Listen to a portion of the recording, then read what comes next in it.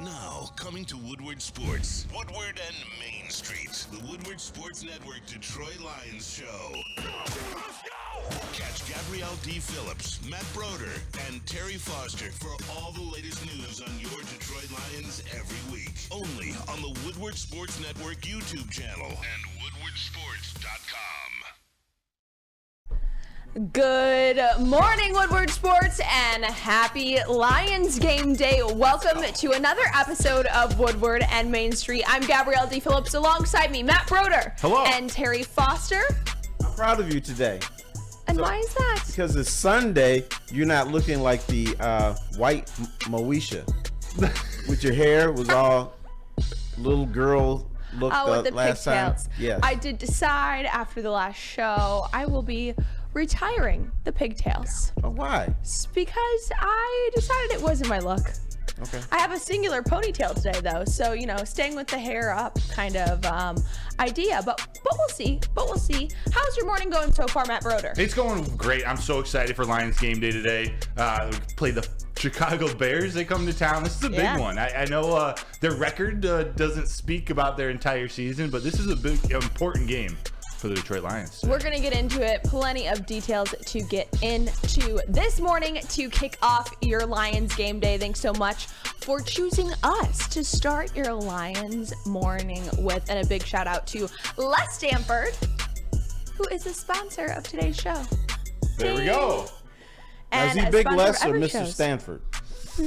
A little bit of both, maybe. Okay. You know what? There's a little hit. See, I always have to go old school on you guys. Okay. You know, the Bears and the Lions, Detroit and Chicago don't like each other. That's what I hear. You don't say. So what the worst team tries to do is spoil the season for the team that's trying to aspire. So that's what the Bears are dangerous. They are. And did you hear David Montgomery earlier this week talk about what he felt the Lions games were like when he was in Chicago? He called them stat games. He would literally circle them on the calendars because the Lions were so bad. But over the last 2 years, he's starting to realize, wait, they're actually the real deal. And then he got here, and he's like, these guys really are the real deal. Which is bold to say and like fully admit when he is now a Detroit Lion. But I appreciate the honesty, and he's approaching this game just like any other game. He's going to do any other routine. This is not a big deal that his old team is coming to town. They always say that. Yeah. But then, like 5 years later, they say, "Oh yeah, when that Bears game, oh, it meant so much to me because those are my boys over there. I wanted to show them up." Boys over on the other team, the biggest theme of today is going to be the brotherly showdown because we have a couple pairs of brothers playing on opposite sides of the ball from each other. The meeting of the Sewell brothers, Penne and Noah. This is the first time that they will play together since November 3rd, 2017. I say together on the same field at the same time. Other teams this time. This is the first time they're playing together since 2017. And then obviously Penne will go and play his other brother who plays for the Saints a couple weeks down the road. But he'll face off against Noah. And then the NFL podcasting brothers, one of several brothers that have NFL podcasts now. But our favorites here in Detroit. Our favorites for sure. Amon-Ra, St. Brown, and Equinemius. St. Brown will be meeting once again on opposing teams. And I was trying to do a fact check on this. And from what I can find, I do not believe this has happened where two sets of brothers have been playing on opposite teams and playing each other. But actually, there's going to be 3 sets of brothers in there. Matt Broder is now my brother. So there you go. And you guys are going to be taking to Ford Field, hey? Right. Brothers from another mother. Yes, of course. There you have it. Terry. So that's really exciting. Some brothers taking the field. Yeah, I wonder how they feel.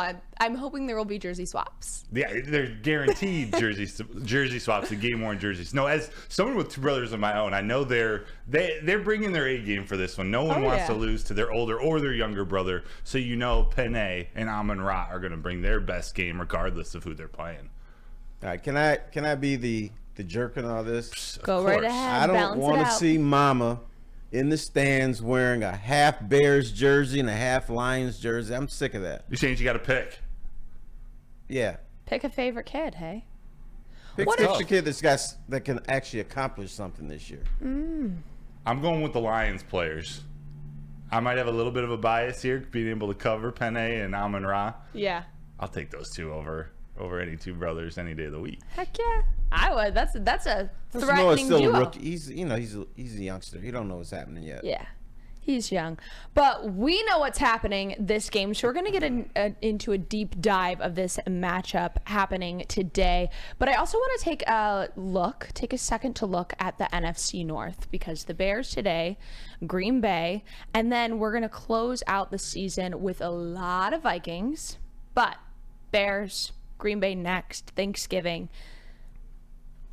Both of these teams seem to be at a downturn for their season, and you mentioned spoiling the season for the Lions. Which of these two teams concerns you more for the Lions over these next couple of days? I think Green Bay is done. Okay. How about done, and Chicago's just done.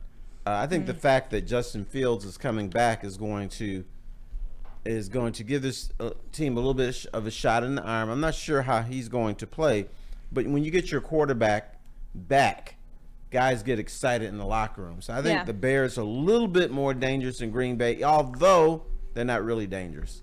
Mm-hmm. I happen to agree with you for those same reasons too. Not to be Mr. Agreeable today, Terry, but it is. Justin Fields is coming back, and he's arguably, when he's on his game, one of the top weapons in the NFC North. At least a weapon that can sort of explode in any given game. We don't know. He's coming back from his hand injury, and we don't know how well he played. But like Terry said, that's a boost to the entire team. I just don't think the Packers really have it anymore. And the Lions are undefeated against the Packers on Thursday night games this year, so might as well keep that going. You know what I'm saying? Keep it going. Yeah, I don't, because they played them on Thursday earlier in the year. This is the first time that two teams have met on Thursday night twice in the same season. It won't be a night game, though. No, it'll be Thanksgiving. They'll be feasting in the middle of the day. Yeah. Feasting in the middle of the day. I like it. I like that. So now let's zoom out. I'm going to put the spotlight on Mr. Foster here, because you originally called for the Lions to go 11-6. I did. Would that record be a major disappointment now? At this point, it would be a disappointment, because then it would mean that possibly the Lions could lose back-to-back games. Possibly the Lions would be 4-3 the rest of the way, and this is the easy part of their schedule. And I think now Lion fans have gotten a little bit spoiled already. Yeah. That they would call for panic with the Lions. They would worry about losing a first-round playoff game. Yeah, how can you go through your toughest part of the schedule 7-2 and then finish 4-3? The real teams win games in December. Yes. So if they finish 4-3 and only get 11, 4-4. I think they'd be 4 losses in the next 8 games. Right. Then that would be a major disappointment. Yeah, I think disappointment would be an understatement. I think it would be a disaster if they lost 4 of their next 8. The way they've been playing and what's on the line, they're not going into the easiest part of their schedule. And not to say you can take all the teams for granted, but this is where they got to take care of business. Like Terry said, good teams win in December. This is where they got to put these teams away. Not just because they're the easiest, one of the easiest schedules in the league. This is just what good teams do. If they believe that they're a Super Bowl contender, they need to be going for that 1 seed, and that means not losing more than 1 or 2 more games. Well, and there's another little tidbit to this. If they finish 4-4 the rest of the way, it would also mean that their defense still stinks. That's true. That they would have at least 3 or 4 really bad defensive games, and that's the one thing that people are worried about now. Yeah. That's the area that they need to get better. They need to develop to be able to compete with some of the best in the NFC, some of the best in the NFL.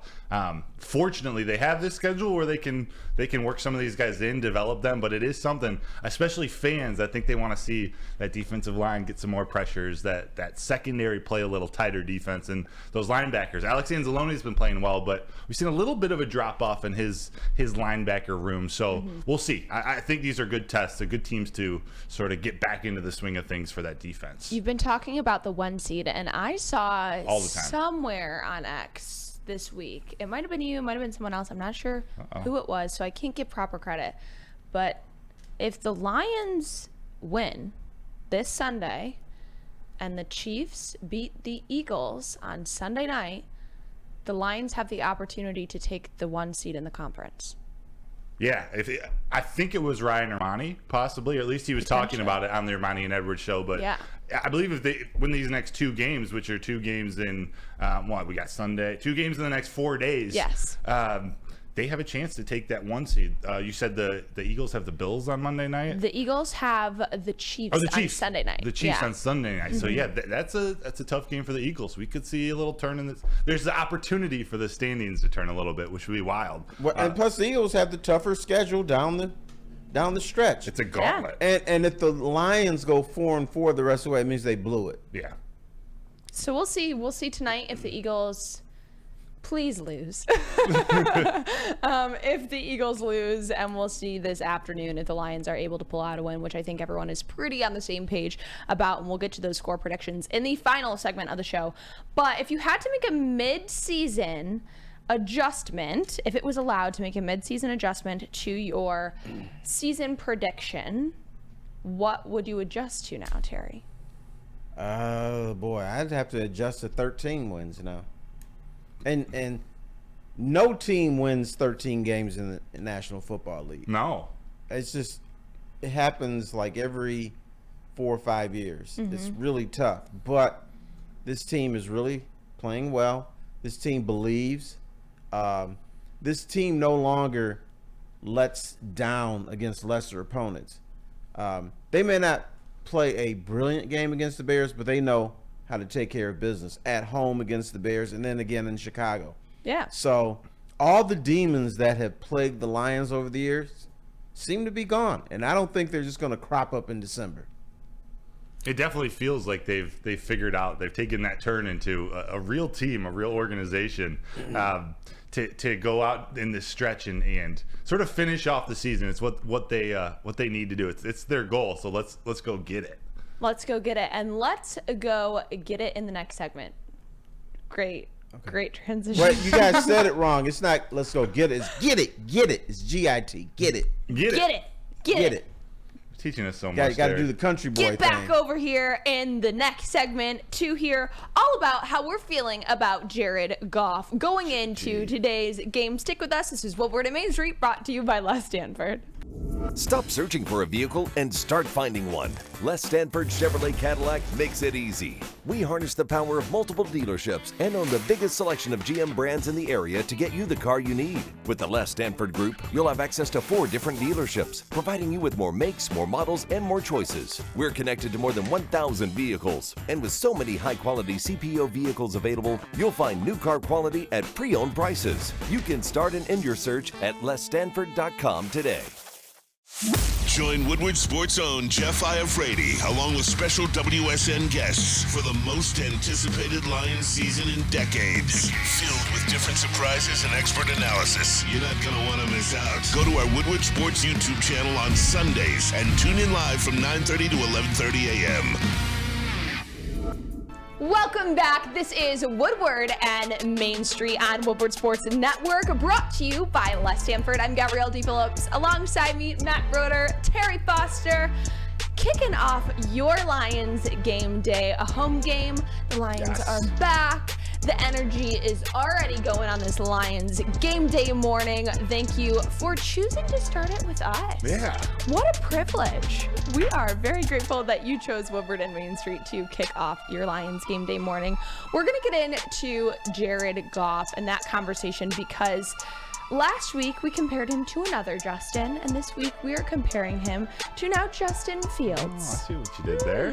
Double Justins, back-to-back Justins, and hopefully he is able to outshine Justin Fields as he did to Justin Herbert, maybe even more so than he did last week.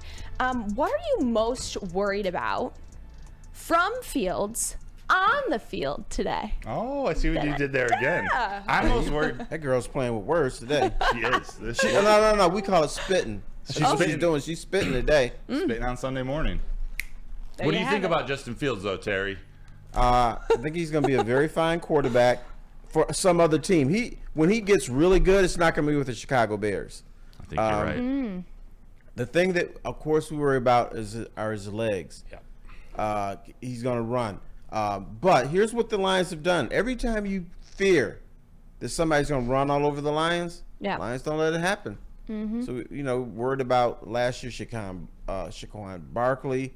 This year, a man in Atlanta. So, and then they kind of shut that down. Justin Fields is going to be rusty. I don't know if they're rushing him back, but they feel he has to play in this game. Their season is done, but I think they're playing him so he'll get more reps for next season and the season after that, because the Bears think they're going to be good. Yeah, they do. Down the road. Because they have right now either 2 top 3 picks, possibly the top 2 picks in the draft. So they're a little incentivized to not win as many games moving up. But you're right, Justin Fields may be auditioning for another team, or they may be showcasing him to raise his trade value if he does play well. But his legs are what are his main weapon. He's dangerous. Yes. He's got that ability to escape the pocket. But the Bears, kind of like we saw in the Baltimore Ravens game, the Bears have been trying to work the pass game a lot more this year before he went out with the injury. He's starting to get into a little rhythm with some of those receivers that he has that are pretty good receiving core. DJ Moore is one of the best in the league, and they were starting to click a little bit, and DJ Moore was getting yards after catch. They had a couple massive games. A couple games where Justin Fields had 4 touchdowns. So they can't overlook the pass game, but you're right. His legs are really his number one weapon. Right. But he's going to be a really good quarterback in this league. His biggest flaw is that his crappy coaching he's been getting. Yeah. If he had a coach who knew what to do with a quarterback, a high-end quarterback, he would be very good. He'd be dangerous. But fortunately for the Lions and Lion fans, the Bears have not provided that for him.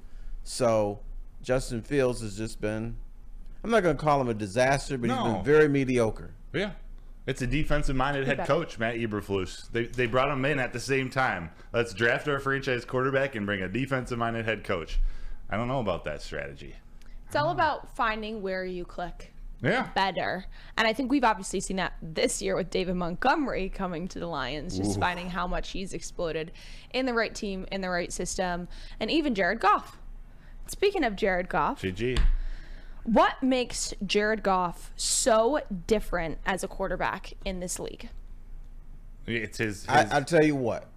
It's not his difference in the league. It's his difference with the Detroit Lions. Yeah. There's a lot of things going on. Here's one thing he doesn't get credit for. This guy is Detroit tough. When things go bad, when he had the interceptions, he rebounded. Yep. This guy has a tough mentality. He's cerebral. He's calm when things are really going bad, but they haven't really gone bad that. But the number one thing is he's in a system now where people believe in him. Yes. The coaches believe in him. His teammates believe in him. He didn't have that in L.A. He was like this. He's a bum. He's a throwaway. But now he's come here. He's embraced that Detroit mentality. His Dan Campbell loves him, even though he hasn't given him a nickname. He's got to give him a cool nickname. But and that's to show that he really loves him. But I think the main thing is inside that brain. It's a lot easier to perform when you're around people who believe in you, who love you, who want to go to war with you, rather than people nitpicking everything you do wrong. And I think that's been the biggest difference with Jared Anthony Goff.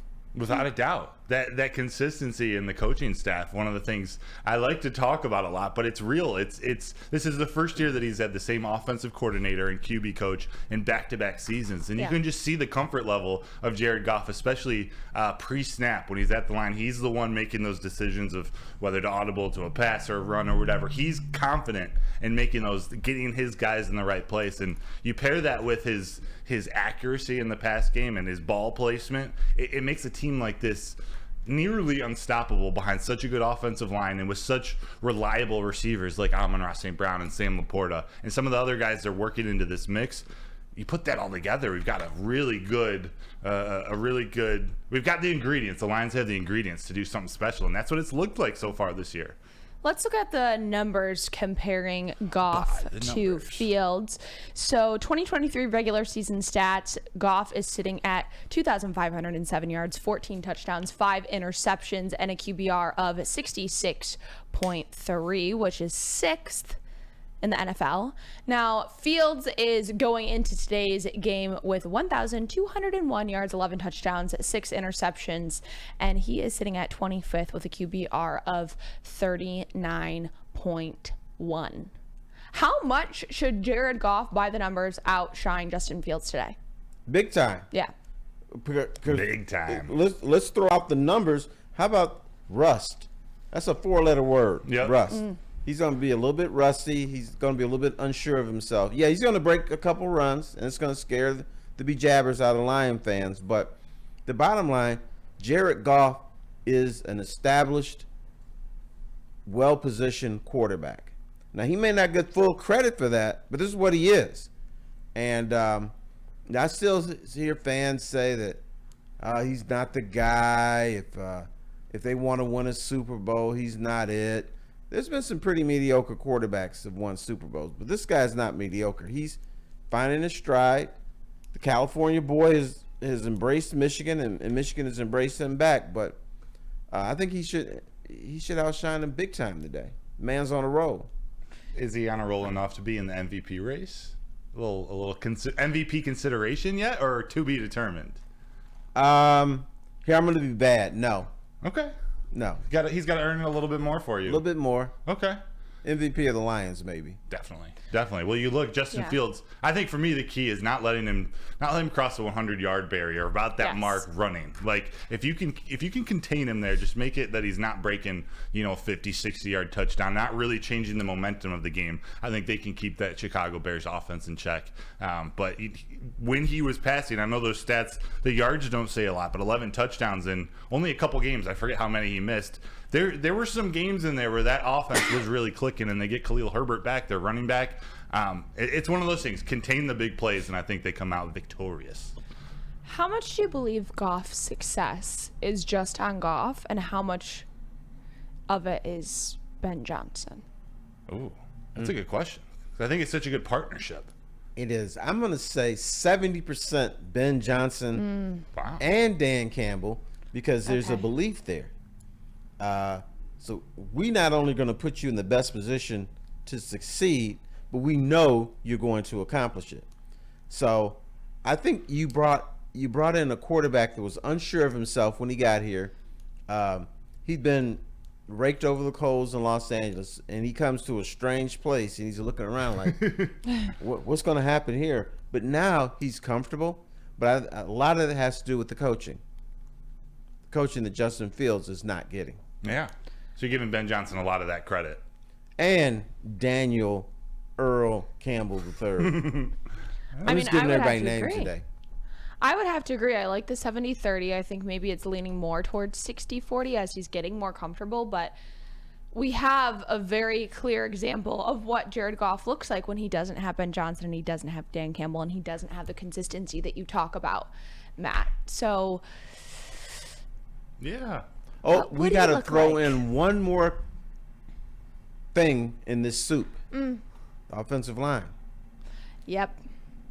Jared Goff just said, I came off a game where I didn't get touched. Now, L.A. got credited for 2 quarterback hits, but Goff said, I didn't get hit. So maybe they just brushed against him or something like that. So that's very important, too. And I'm going to throw in Amon-Ra St. Brown was part of that. He clipped some guys and kept them off Goff. So everybody knows if you keep the quarterback clean, the Lions are going to win the game. It's a spicy soup you're making there, Terry, with all these ingredients. No, that's where, and then it's got to let it settle. Yeah. It's soup time. Bring Now. it to, Sunday, bring it let to it- a simmer and let it sit on the stove for a little bit. Exactly. Can't just pull it right off. It needs a little time to, Develop all its flavors. Thank you. The aromas. Thank you. Sunday afternoon, it's chili day. Heck yeah. Yeah. No, but That's what I'm gonna start doing. these are important pieces. This is the important stuff I think that is going to get talked about behind closed doors when contract extension time comes, because I think he's playing like he's worth a sizable quarterback contract, but how much of his success has been tied to the offensive line, been tied to Ben Johnson? What does it look like if Ben Johnson takes a head coaching job? It's all to be determined. Goff has earned the respect that he is responsible for a lot of his play, but he's also one of those quarterbacks, and I don't think it's a bad thing, that needs those pieces around him. He's an incredible play action quarterback. An incredible play action quarterback. So having an offensive line that gives him that extra time to make the fake with the running back is huge, and then having that time to make his decisions. The offensive line has been incredible both for him and that run game. It's hard to take a little bit away from any of them because their offense relies on them all being in sync. All right, boys and girls, can I be bad again? Of course, Go Terry. for it. When Ben Johnson leaves, does Jared Goff fall off the cliff? Is that it for him? That is to That's be the fear. determined. That's the question of the offseason. What's your gut say? My gut says no. A year ago, I probably would have said Jared Goff would be in some trouble. But seeing his confidence develop in this offense, I think he's more confident himself. Like you said, not just Ben Johnson, Dan Campbell, instilling that confidence in him. I think he's at the point where he can handle a new coordinator. He has control of his offense, and however they do it with a new coordinator, however they work together, I think Jared Goff has the ability to remain a good quarterback. But it's not something I want to see. I would love for them both to be in Detroit for a while. Now the other thing is going to help Jared Goff, why he won't fall off the cliff. He's got that offensive line, and now he's got 2 running backs. Exactly. So now whoever's the new offensive coordinator is going to have a lot more toys to play with. He can create different ways to run the football. And so Jared Goff is not going to be asked to throw for 300 yards a game. Yeah. I think that's why I think Jared Goff would still be successful if Ben Johnson were to leave, because of that suit, because of all the different pieces that are making the Lions so different from a Kansas City Chiefs, is that they are okay if they're missing people. Yeah. They have so many individuals on that team that are making up for this current star power that is the Lions. And I think that is the Lions' strength. And because of that, even though they would be missing one key essential, maybe the potatoes of the soup with Ben Johnson, it would still be good with just the carrots and the onions and the spices and the brisket. It would still be good. And you got to think, I mean, the Lions, they're starting to be known for sort of breeding this homegrown talent, even in the coaching ranks. Yes. So there's a chance, and I think it would probably be better for Jared Goff for the offense to have some consistency if it's a Tanner Engstrom getting a promotion, a Scotty Montgomery taking over, a Steve Hyden. I think that would be the most beneficial to this offense, but I think I could also handle an outside coordinator coming in. But, once again, Lions, real organization. How many times have I said that? So many. I've As lost count. we speak now, do you know what they're doing? Preparing. Developing the next offensive coordinator. They're put in the same room with Ben Johnson. They're talking. Real organizations plan for people to leave. Real organizations say, okay, here, Bubba, you're over here on the sideline, but you're going to be the man next year, so get ready. Yeah. When do you think, maybe even it's never happened, but when do you think the Lions have ever been this far ahead in their planning and in their development and in their franchise? Okay. Here, let me just say the same word again. I hate to say it. Never. Never. They've never been this way. The high point for the Lions up until now has been the 90s. Yeah. Even the 90s with Barry and Herman Moore and Lomas Brown, it wasn't like this. It was, they had some great moments and they had some very good seasons, but you knew that the floor was going to cave in at some point. Yeah. Because they were fighting each other. Maybe players weren't fighting. Well, they did have a fight in the locker room. I'll take that back. But for the most part, players didn't really believe in the coaches. The coaches kind of didn't believe in the players, and the front office was a disaster. So it's never been like this. So once again, I got to say never. Yeah. You think how many people were upset at Brad Holmes for not going after the big free agent or the big trade targets on the defensive line or cornerback, because he's planning for the future. He's He's disciplined to stick to his plan, as frustrating as it was to some people. He's looking out for the contract. He wants to pay Penei Sewell and Amon-Ra St. Brown and some of these homegrown talent that he has to pay over the next couple of years. So as frustrating as it is to someone, that also means they are building it the right way, despite the fact that people want it now.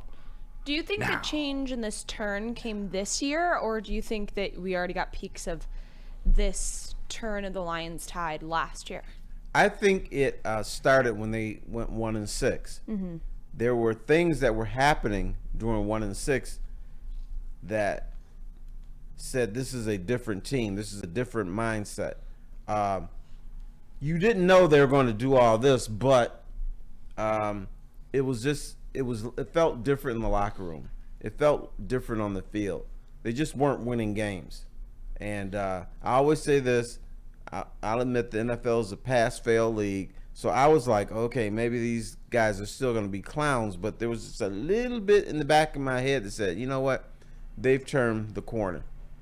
And I always like to go back to Sheila Hamp. She's a big part of this. Yes. I don't think she gets enough credit.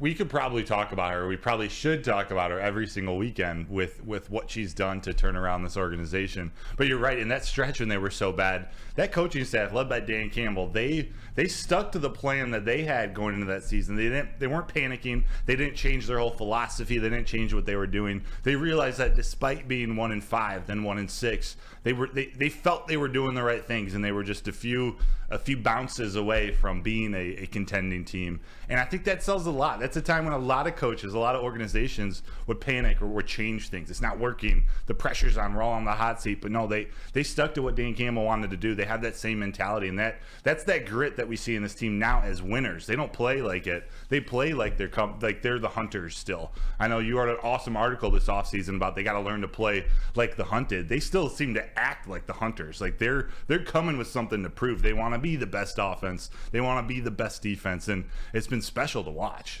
Once again, we got to come up with that coffee table quote from Dan Campbell when they were talking about them being the hunted, and he says, "Yeah, we're the hunted. It's going to be easy to find us. We're going to be on the front porch waiting for you to open the door, Yes, whatever it is." You're right. So in other words, we ain't going anywhere. We're not running. We're staying right here, and we're staying right here, and we will be back in the next segment. We're going to talk a little bit more about Ben Johnson. Stick with us. This is Woodward and Main Street, brought to you by Les Stanford.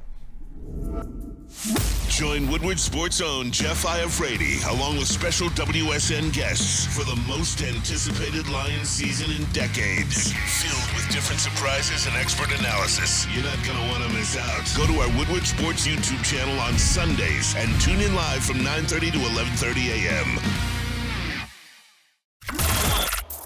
Woodward Sports' own Tom Mazaway and Sam Stick Day will be hosting our Lions postgame show after every Lions game all season long. Tune into the Woodward Sports YouTube channel for his hot off the press takes, game analysis, and Kool-Aid sipping celebrations.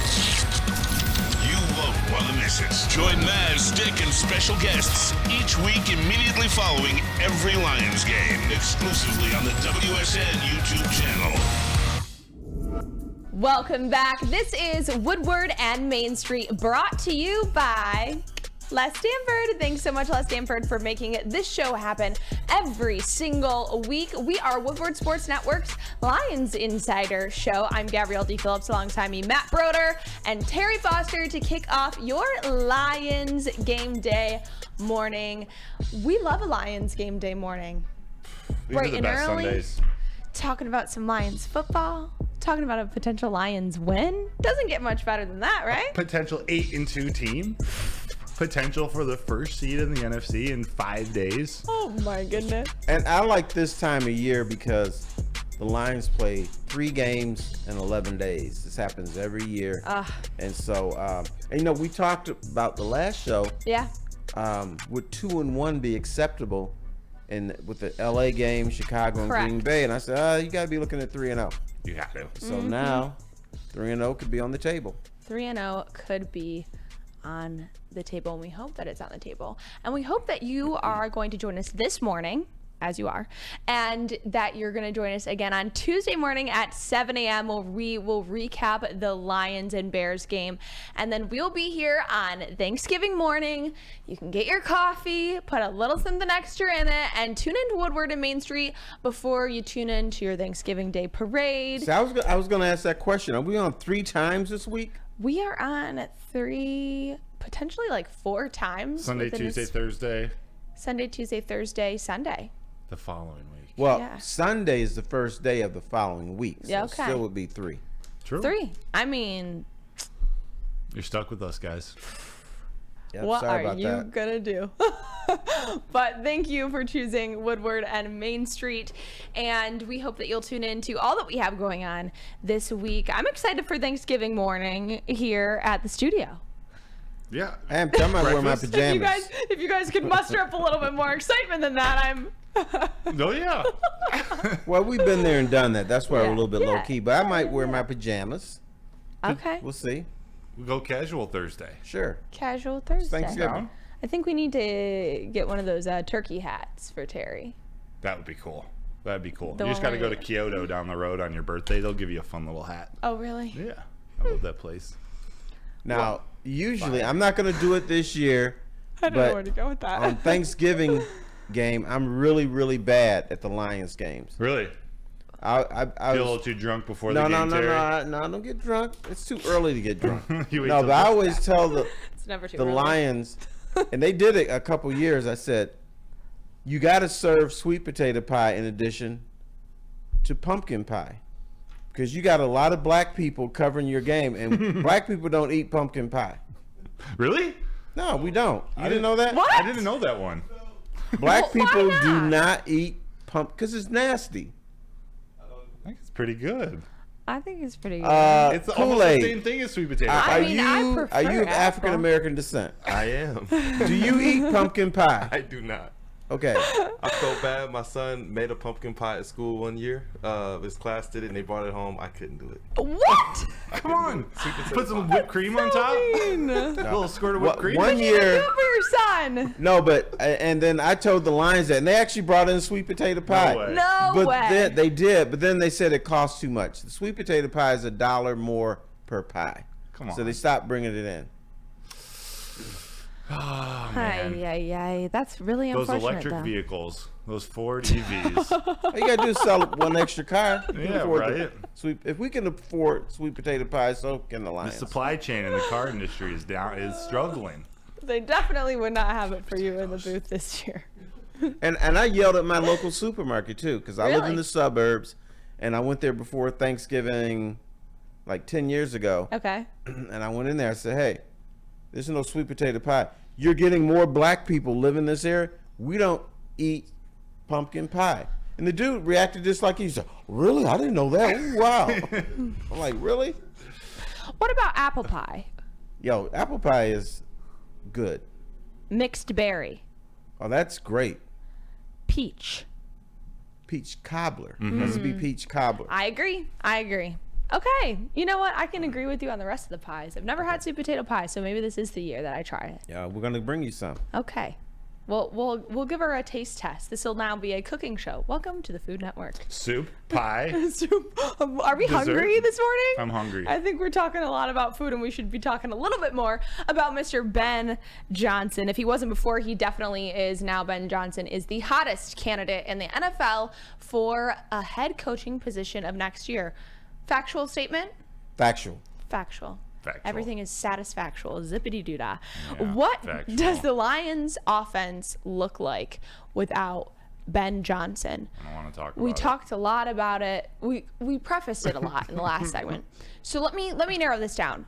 What area of the offense do you think would have potential to crack the most without Ben Johnson?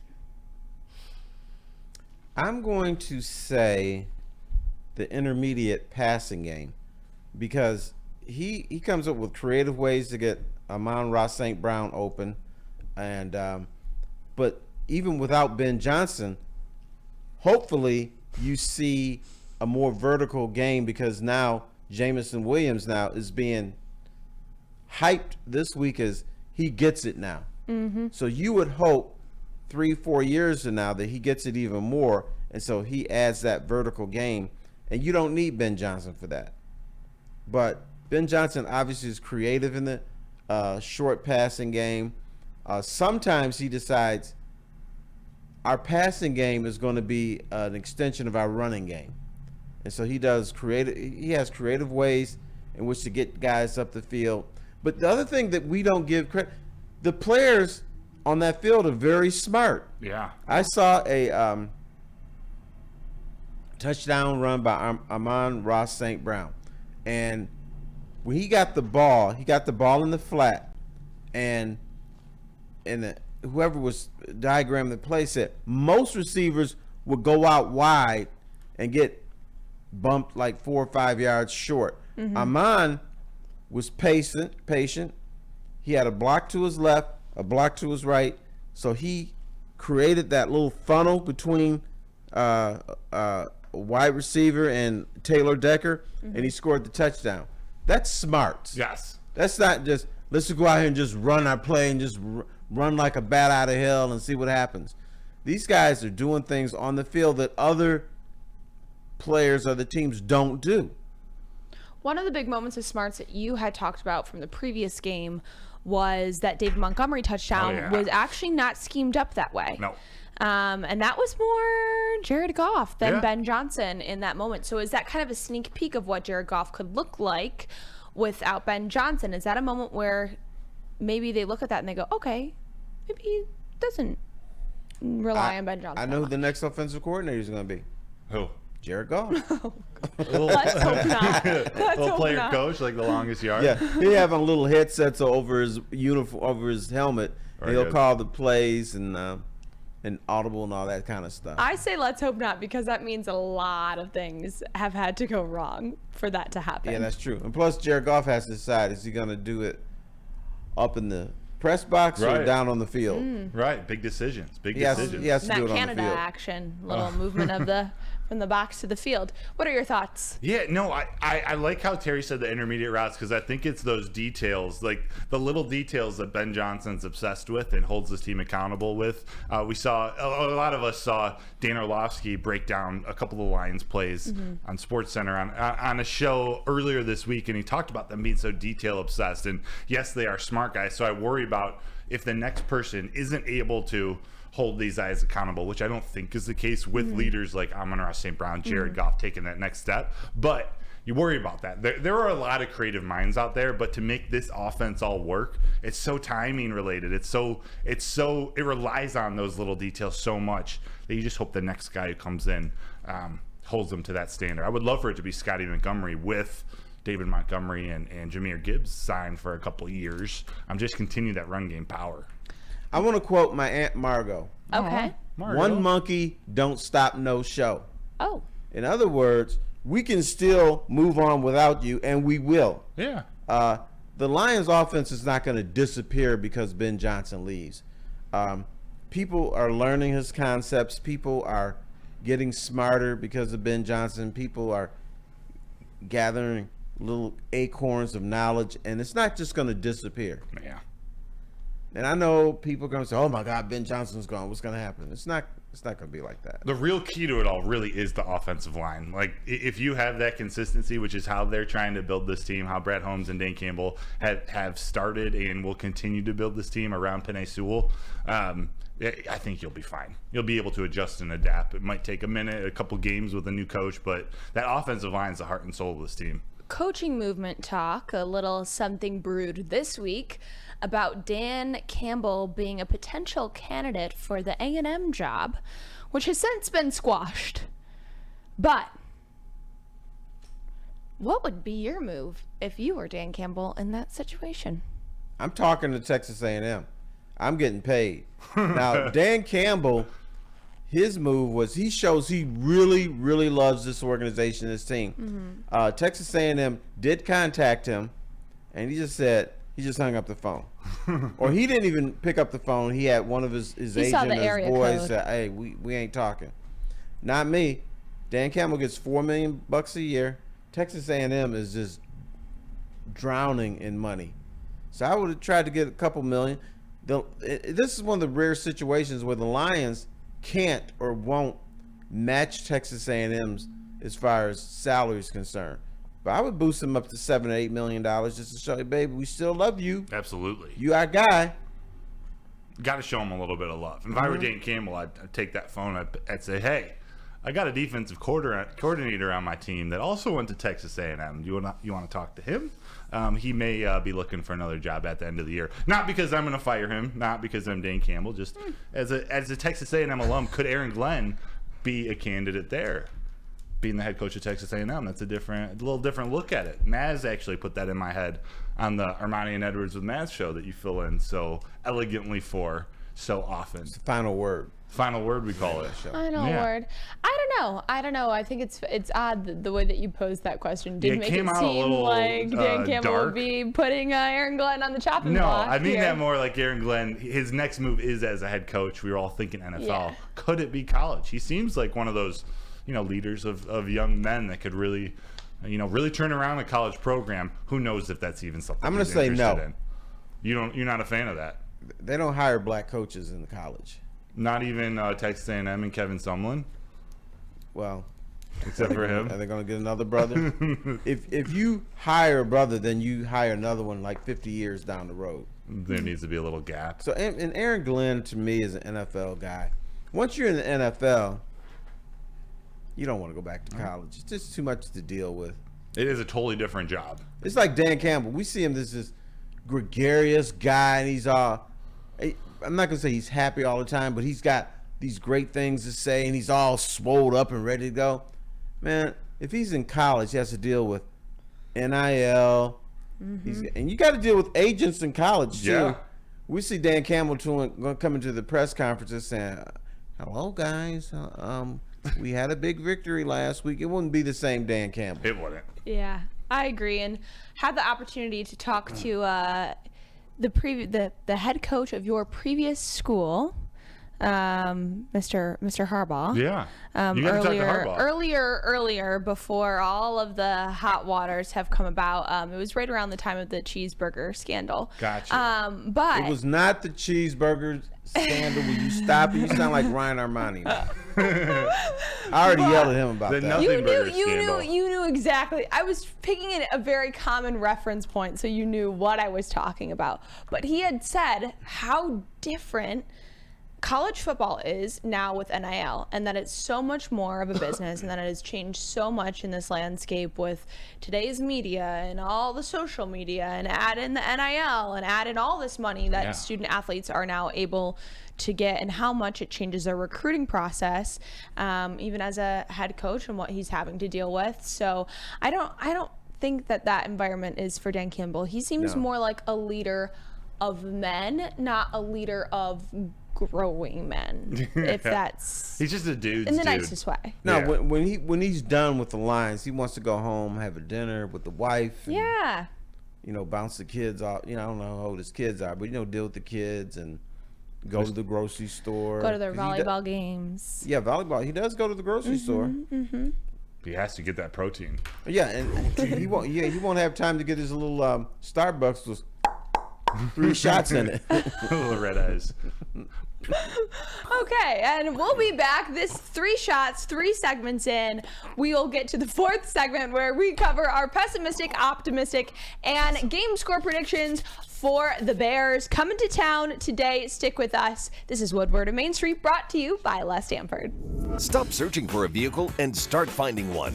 Les Stanford Chevrolet Cadillac makes it easy. We harness the power of multiple dealerships and own the biggest selection of GM brands in the area to get you the car you need. With the Les Stanford Group, you'll have access to 4 different dealerships, providing you with more makes, more models, and more choices. We're connected to more than 1,000 vehicles. And with so many high-quality CPO vehicles available, you'll find new car quality at pre-owned prices. You can start and end your search at lesstanford.com today.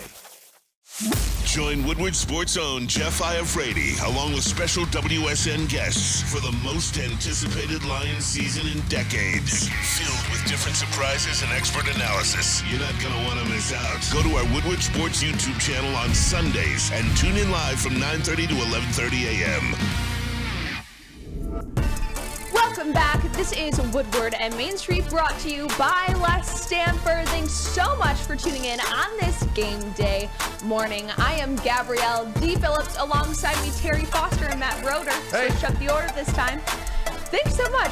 We're excited to be here. We're excited to talk about the pessimistic and the optimistic in our game score predictions going into today's game.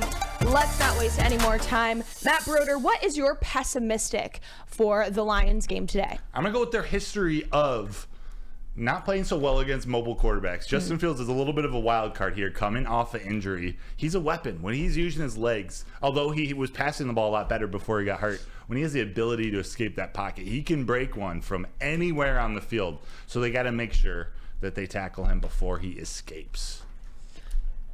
Same guy, but a different approach. I think the Lions should be really concerned about Justin Fields coming in and lighting him up in the passing game because we believe he can't do that. So that would be the wild card there. If he's throwing ripping up and down the field passing, that's going to be a long day for the Lions.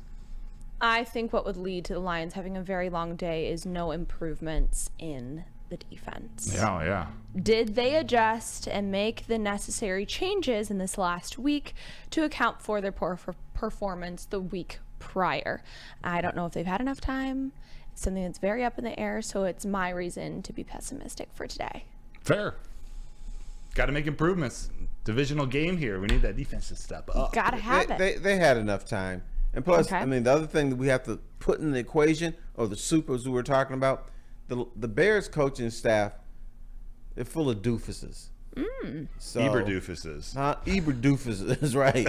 So they should be Good able one. to Wordplay. out-scheme the Bears, so I'm not worried about that. They have enough time. Okay. If they had like 5 or 6 hours, that's enough time. Thank you for making me wrong because I didn't like picking that. I don't like picking a reason to be pessimistic as something on the Lions. I like having to pick some reason to be nervous from the other team. But, Fair. we have to be realistic. We have to be realistic around here. But we also have to be optimistic. So, Terry, what's your optimistic for today? Optimistic is that running game just shows out. David Montgomery is inspired to play against his old team. Jahmyr Gibbs is like, okay, now I fit. I have my role. And so they're just going to pound the ball on these guys. So that's an optimistic thing. Now, it may not mean they score 50 or 60 points like Matt predicts every week. But I was 1 point off last week. I know. I gave you your love for that. I still got to make fun of you. But it would mean that they're controlling clock. If you see the Lions with the ball for 35, 36 minutes, it's a wrap. It's a wrap. See you next week. I'm going to jump right in there because my reason to be optimistic this week is the two-headed monster that I gave my previous game ball to. David Montgomery, Jahmyr Gibbs. I'm excited to see what they're capable of this week. I mean, they're coming off the bye. They're getting their groove with this new partnership of running it back and forth between the two, and I'm excited to see how much more that explodes in today's game in a packed Ford Field where no doubt it will be loud and the people are waiting, I think, with bated breath to see what David Montgomery and Jahmyr Gibbs are going to do out on Ford Field today. Especially David Montgomery facing his old team. He gets to show off his shiny new toys in front of him, that offensive line. Say, guys, if you had put an offensive line in front of me, this is what I would have looked like in Chicago. So I like that you both mentioned David Montgomery. I'm going to go to the other side of the ball. I'm going to go with this is kind of the tackling ability of those secondary players of Cam Sutton, Jerry Jacobs, Tracy Walker, and Kirby Joseph. Throw Brian Branch in there too.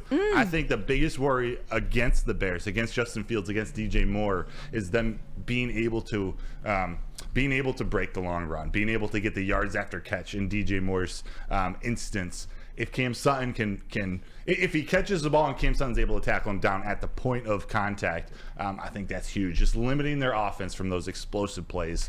I think they can do it. Cam Sutton and Jerry Jacobs have been very good at tackling, so I think they just need to continue that in this game. Now, we haven't heard a lot from Brian Branch the last couple weeks. I was about to say that. Isn't it about time for him to knock somebody's helmet off? I'm ready for that. I'm ready for him to have another breakout game. He's due, right? He's due. Well, I guess it wouldn't be breakout at this point. It'd be like pop-off game. Yeah, like get back into it. Yeah, I want to see it. Pop-off reminds me of college. Pop-off. And Oh, you remember the Rock'em Sock'em robots? Yeah. You guys too young for that. no, I do. Yeah, well, okay. No, I remember. Brian Branch needs to pop somebody's head up. Legally, of course. yeah. So I think pop off does kind of work because the popping off of the helmet. Yeah. Okay. Pop off. We'll go with it. All right, it is time, the end of the show, for our score predictions. Let's get them up on the board, please. Ta-da!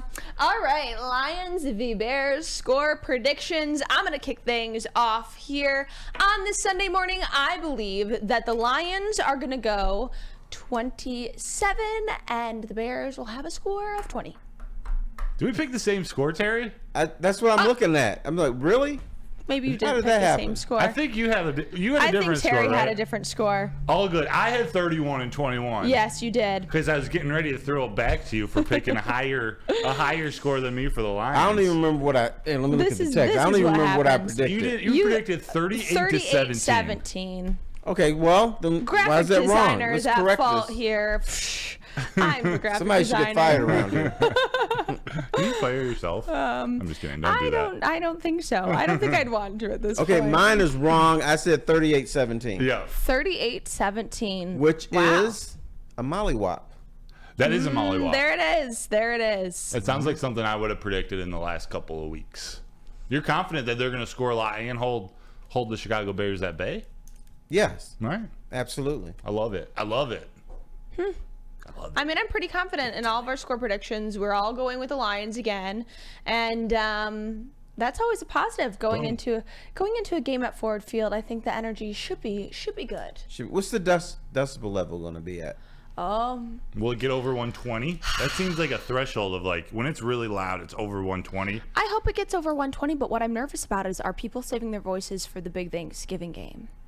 I don't know. I think people hate the Bears enough. Yeah. I think this rivalry is I mean, there's enough hatred that people are going to come out. Packers on Thanksgiving? I think No, it's a it'll be different louder group. this game than for the Thanksgiving game. Really? Because, More children, maybe. Less well, tryptophan. yeah, but the crowd only has 4 days to recover from screaming. Yeah. It's true. So it might be a couple decibels down. We'll see. Plus, you don't want a sore throat for Thanksgiving dinner later. That's true. No, you don't. And I do think we have to factor in the kids. I think that is a big one. The kids in there. You Yeah. know. Yeah, the kids had that screech. They're like little cats. Was that a child or was that? That's a child. They go. They do. They sound like little cats. I mean, I think that's a good place to wrap things up here Oh, this morning. neither one of you have had children. Oh, I get No, it. no. So we can't contribute to the children noise conversation. I had two. Oh yeah. Yeah, they sound like cats sometimes. I Baby don't- baby lions. I don't know how to transition from that. But this is Woodward and Main Street, brought to you by Les Stanford, your Woodward Sports Lions Insider show, where Matt and Terry apparently give great score predictions. We think Mine about is incorrect. 38-17, 31-21, 27-20. That's our predictions for today. Stick with us and come back around on Tuesday morning at 7 a.m. where we will look and see how we did with those score predictions. But for now, I'm Gabrielle Dee Phillips, Matt Broder, Terry Foster. Have a great game day. Thanks for starting it with us, and we'll see you soon. Join Woodward Sports' own Jeff Iafrate along with special WSN guests for the most anticipated Lions season in decades. Filled with different surprises and expert analysis. You're not going to want to miss out. Go to our Woodward Sports YouTube channel on Sundays and tune in live from 9:30 to 11:30 a.m.